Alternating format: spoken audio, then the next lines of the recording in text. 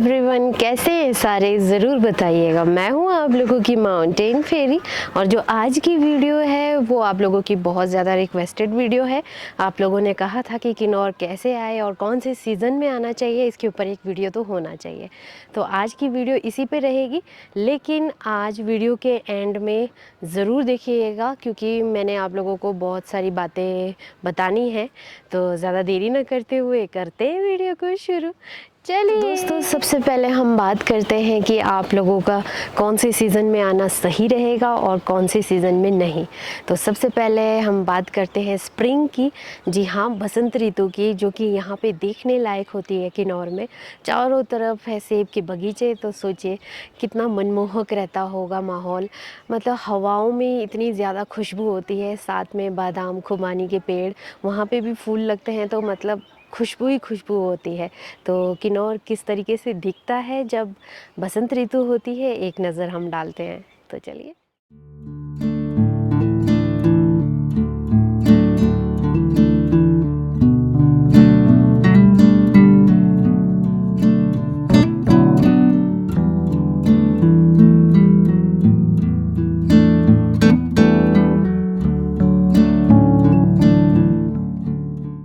Spring देखने के साथ साथ आप सांगला की होली ना भूलिएगा, जो कि सबसे ज़्यादा बेस्ट होली माना जाता है। आप लोग ज़रूर करते हैं। ये जो स्प्रिंग सीज़न है वो कब से कब तक रहता है, तो वो मार्च एंड से लेकर मई फर्स्ट वीक तक रहता है।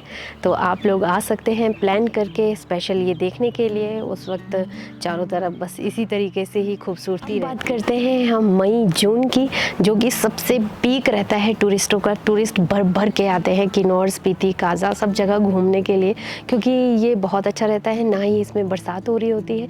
दिन को हाँ टेम्परेचर थोड़ा सा गर्म रहता है, सुबह शाम बहुत ही मस्त मौसम रहता है। आप लोग आ सकते हैं। और जो जुलाई का मौसम रहता है, आप लोगों को पता ही है, बरसात का मौसम है तो बहुत ज़्यादा बारिश होती है। तो प्लीज़ जुलाई के मंथ में आप लोग हिमाचल आना अवॉइड करें, किन्नौर आना अवॉइड करें, और हो सके तो अगस्त फर्स्ट वीक तक आप लोग आना अवॉइड करें। और अगस्त एंड से लेकर नवंबर फर्स्ट वीक तक आप लोगों का चहेता एप्पल सीज़न स्टार्ट हो जाता है। जी हाँ, किन्नौर तो एप्पल के लिए ही माना जाता है। तो एक नज़र हम मारते हैं कि किस तरीके से दिखता है किन्नौर एप्पल सीज़न।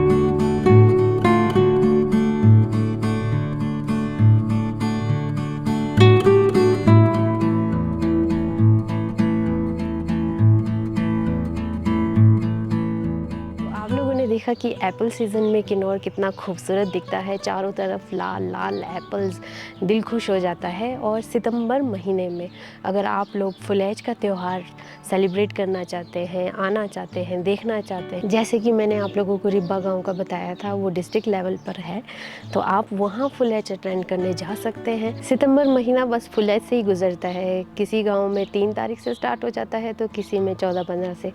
तो इस तरीके से रहता है। आप लोग एक फुलेज पे भी नज़र मारते हैं, देखते हैं कि किस तरीके से।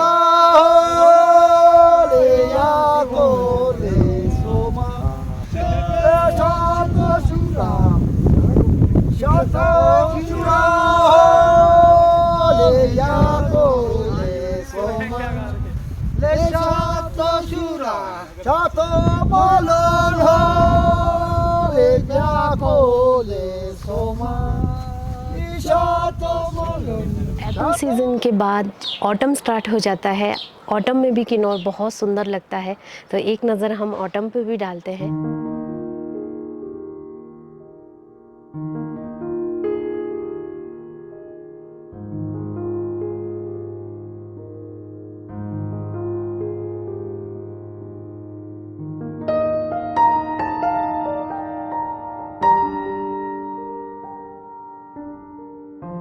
सीज़न कितना सुंदर है।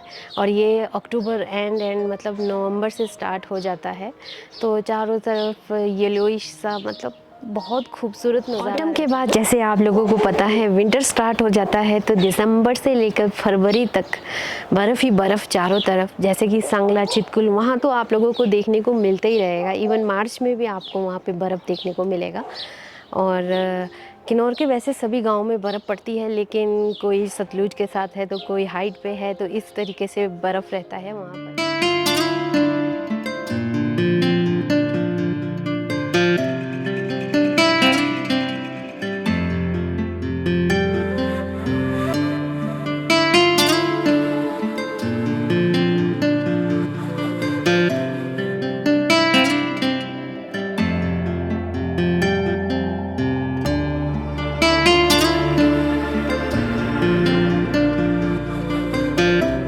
से मैंने आप लोगों को सीजन्स बता दिए हैं। अब आप लोग डिसाइड करना कि आप लोग किन्नौर कब आना चाहते हैं। अब हम बात करते हैं कि किन्नौर कैसे आया जाए।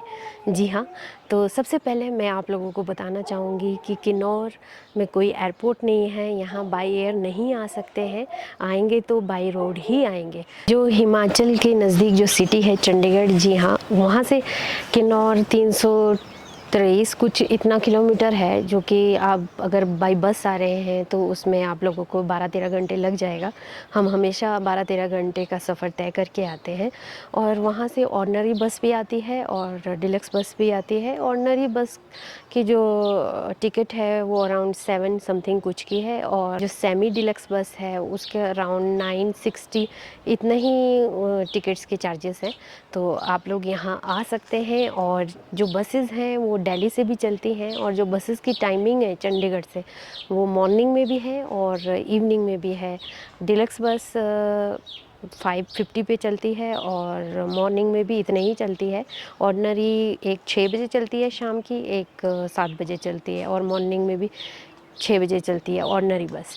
तो आप लोग ऑनलाइन टिकट्स बुक कर सकते हो, आजकल सारी फैसिलिटीज़ ऑनलाइन दी गई है। आप लोग डायरेक्ट नहीं आना चाहते हैं तो आप लोग शिमला तक आ सकते हैं, और शिमला से तो आप लोगों को ढेर सारी बसेस मिल जाएंगी रिकांगपिओ के लिए। जी हाँ, रिकांगपिओ हमारे किन्नौर का डिस्ट्रिक्ट हेडक्वार्टर है। आप लोगों को मैंने अपनी वीडियो में बहुत अच्छे तरीके से बताया था, और एक नज़र हम रिकांगपिओ की तरफ भी मारते हैं।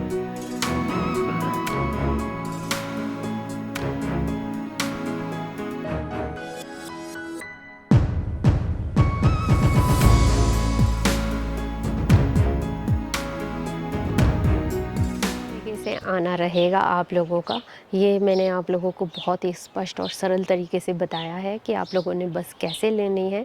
डायरेक्ट बस ना लेकर अगर आप लोग शिमला तक भी आते हैं तो वहाँ से आप लोगों को बहुत सारी बसेस मिल जाएंगी रिकांगपिओ के लिए। और रिकांगपिओ आने के बाद अगर आप बस में ही सफ़र कर रहे हैं तो आप सांगला के लिए भी बसेस ले सकते हैं। रिकांगपिओ से बहुत सारी बसेस सांगला भी जाती हैं और कल्पा भी जाती है, ठीक है, और अपर किन्नौर में भी जाती है, बहुत सारी बसेस जाती है। किन्नौर में कौन कौन सी जगह घूमने लायक है तो मैं हमेशा से ही आप लोगों को डिस्क्राइब करते आई हूँ कि सांगला वैली बहुत ज़्यादा खूबसूरत है, वहीं से आगे रक्षम विलेज भी बहुत खूबसूरत है, और छितकुल की तो बात ही क्या कहना, हेवन है वो, तो आप लोग वहाँ ज़रूर जाना। और कल्पा हो गया है ना, बहुत सारी ऐसी जगहें हैं किन्नौर में, और अपर किन्नौर में भी बहुत सारी जगहें हैं। नाको हो गया, ये मेन टूरिस्ट प्लेसेस हैं जिनके नाम मैं आप लोगों को ले रही हूँ। और अगर आप किसी गांव में जा रहे हैं तो किन्नौर में ऐसे बहुत सारे गांव हैं, आप लोग कहीं भी जा सकते हो, लेकिन ख्याल रखिएगा कि गांव वालों को कोई डिस्टरबेंस ना हो, उन्हें कोई तकलीफ़ ना हो। ऐसा ना हो कि आप लोग के उनके गांव जाते हैं और उनसे बिना पूछे पेड़ों से एप्पल्स तोड़ रहे हो, क्योंकि ये सांगला और कल्पा में बहुत देखा जाता है कि टूरिस्ट आते हैं और बैग भर भर के सेब ले जाते हैं ओनर से बिना पूछे। तो आप लोगों को ये चीज़ पता होनी चाहिए कि हमारे किन्नौर में जो इनकम सोर्स है मेनली लोगों का वो यही है, हम एप्पल से ही कमाते हैं। तो प्लीज़ दोस्तों कि आप लोग आ रहे हैं, अगर आपको सेब चाहिए, जो भी चाहिए, आप एक बार ओनर से बात कीजिए। दोस्तों मैंने आप लोगों को बता दिया है कि कौन से सीज़न में आना है और कौन से सीज़न में नहीं आना है। और जो मेरे एक इम्पॉर्टेंट बात थी आप लोगों के साथ जो मैंने करनी थी, शेयर करनी थी, मैं नहीं चाह रही थी शेयर करना, लेकिन मुझे बहुत बुरी लगी वो बात, इसलिए मैं शेयर कर रही हूँ। बात ऐसी है कि मेरी गैर मौजूदगी में यहाँ पे कुछ लोग आए कि हम माउंटेन फेरी के सब्सक्राइबर हैं, और आपको पता ही है हमारे किन्नौर के लोग कितने भोले भाले हैं, और मेरे पेरेंट्स तो उनको लगा कि मेरे सब्सक्राइबर है, तो उन्होंने उनकी खातिरदारी की, और वो लोग जाने का नाम ही नहीं ले रहे थे। तो मतलब 1 दिन हो गया, 2 दिन हो गया, 3 दिन हो गया, तो मेरे परिवार इतने ज़्यादा डिस्टर्ब हो गए कि आपको पता ही है कि जो हमारा इनकम सोर्स है, हमारा जो काम अर्निंग सोर्स है, वो हमारी खेती बाड़ी है, और हम सुबह से शाम तक कितने बिज़ी रहते हैं कि मतलब टाइम ही नहीं होता, वीडियोस बनाने तक को टाइम नहीं होता मेरे पास, इतने ज़्यादा बिज़ी होते हैं हम लोग। और उस बीच मतलब कुछ इस तरीके से, और मैं हूँ भी नहीं यहाँ पे, और पीछे से ऐसे आकर यहाँ पर रह रहे हैं। अगर मैंने होम स्टे यहाँ पे ओपन किया होता तो चलो ठीक है, आ रहे हैं, अब होम स्टे ओपन करने के बाद उसे चलाना भी पड़ता है, लेकिन ना यहाँ होम स्टे है, ना यहाँ कोई धर्मशाला है, लोग इस तरीके से चले आ रहे हैं, पक्का पता भी नहीं है कि वो मेरे सब्सक्राइबर है कि नहीं है, क्योंकि मेरे पेरेंट्स को तो इतनी नॉलेज है नहीं कि होंगे नहीं होंगे वो लोग, और 1-2 वीडियो देख लेते हैं और बोलते हैं हम आपके फ़ैन हैं, और इस तरीके से घर में आके ठहरते। एक अजनबी को रुकाना आज के ज़माने में आप लोगों को पता ही है कि कितनी डेंजरस बात है, कुछ भी कभी भी कैसी भी घटना घट सकती है। तो मेरे वजह से मेरी फैमिली को तकलीफ़ हो रही है काफ़ी, तो मुझे ये चीज़ बहुत ज़्यादा बुरी लगी, क्योंकि मैं यहाँ पे थी भी नहीं, और इस तरीके से लोग आ रहे हैं, यहाँ रुक के जा रहे हैं, और इतना मतलब डिस्टर्ब हो रहे हैं मेरी फैमिली कि उन्होंने काम भी करना होता है, खेतों में जाना होता है, रात को बेचारे इतने थके हारे आते हैं। अगर आप लोग मुझसे मिलने यहाँ पे आते भी हैं तो आप लोग मुझे डीएम कर सकते हैं, इंस्टाग्राम पे मेल कर सकते हैं कि क्या आप यहाँ पर हो मौजूद, तो हम रिकाउंटियों पे भी मिल सकते हैं। खुशी किसे नहीं होगी कि अपने सब्सक्राइबर, अपने व्यूवर्स से मिलने की खुशी, क्योंकि आज मैं जहाँ भी हूँ आप लोगों की वजह से ही हूँ, आप लोगों के प्यार की वजह से हूँ, तो आप लोगों से मिलने में मुझे बहुत ज़्यादा खुशी होगी। तो मेक श्योर कि आप लोग पहले मुझे डीएम करें, मेल करें, पूछें मैं कहाँ हूँ, क्या हूँ। और वो सब्सक्राइबर्स यहाँ आकर डिमांड करने लग गए थे फैमिली से कि हमें ये चाहिए, हमें वो चाहिए, वो भी फ्री के। तो ऐसा तो पॉसिबल नहीं है, हम पूरा साल खेतों में मेहनत करते हैं तभी हमारे को फल मिलता है। लोगों में से कोई एक सब्सक्राइबर आके यहाँ पे डिमांड करने लग जाए कि उसको फ्री की इतने सारी चीज़ें चाहिए, ये तो पॉसिबल नहीं हो पाएगा। आप लोगों को पता है कि किसान मेहनत कितने मुश्किल से करता है, और हमारे पहाड़ों में तो बहुत ही ज़्यादा मुश्किल रहता है खेती बाड़ी करना। आप लोगों को ये चीज़ें वाकिफ़ हैं, मैंने हमेशा अपनी वीडियोज़ में दिखाया है ये चीज़ें इस घर में, और आप लोग आ रहे हो, है ना। तो मेरे पास भी इतना काम होता है, मैं आप लोगों को बता नहीं सकती कि वीडियो बनाने आप लोग हमेशा कहते हो कि डेली व्लॉग्स डालो, डेली व्लॉग्स डालो, वो पॉसिबल नहीं हो पाता है। फिर भी मैंने इस बार आप लोगों से प्रॉमिस किया था कि मैं बीच बीच में मंडे और थर्सडे मेरी वीडियो आती रहेगी, तो मैं कोशिश कर रही हूँ कि मैं आप लोगों को डालते रहूँ वीडियो, आप लोग देखते रहे। तो मतलब अच्छे तरीके से मैं अटेंड नहीं कर पाऊँगी आप लोगों को, तो फिर मुझे भी बुरा लगेगा कि मैं आप लोगों को अटेंड नहीं कर पा रही हूँ। तो मैं अगर आप लोग आते हैं मिलने, तो आप लोगों को अपने अंदर होता है ना, मैं आप लोगों की जगह मिलने आऊँगी, मैं आप लोगों के पास थोड़ी स्टे करूँगी, है ना। थोड़ा सा तो ये कॉमन सेंस होती है। लोग मतलब फ्री का रहने आ रहे हैं, फ्री के गाँव के मज़े लेने आ रहे हैं, फ्री का खाना मिल रहा है उनको, और चलो एक दिन तो हम मेहमान कर लेते हैं, मेहमान नवाज़ी वो तो हर कोई कर लेता है खुशी खुशी से, लेकिन वो तो 2-3 दिन का प्रोग्राम बनाकर आ रहे हैं और यहाँ पे मज़े कर रहे हैं, और ऊपर से डिमांड अलग से चल रही है। तो प्लीज़ दोस्तों इस चीज़ का ध्यान रखें, क्योंकि मेरे वजह से मेरे परिवार डिस्टर्ब हो रहे हैं। तो अगर आप लोग इस चीज़ का ध्यान रखिएगा, मुझे ये सब चीज़ें नहीं चाहिए।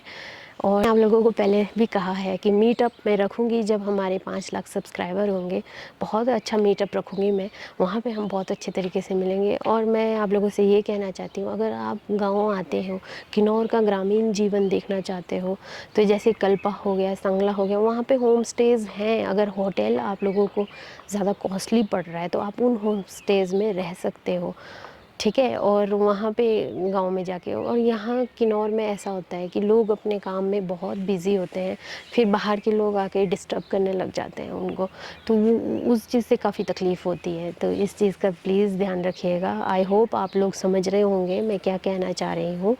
तो आप लोग बस इसी तरीके से मुझे प्यार देते रहिए, सपोर्ट करते रहिए। धन्यवाद। मिलती हूँ नए ब्लॉग में नए टॉपिक के साथ, तब तक के लिए बाय बाय, टेक केयर।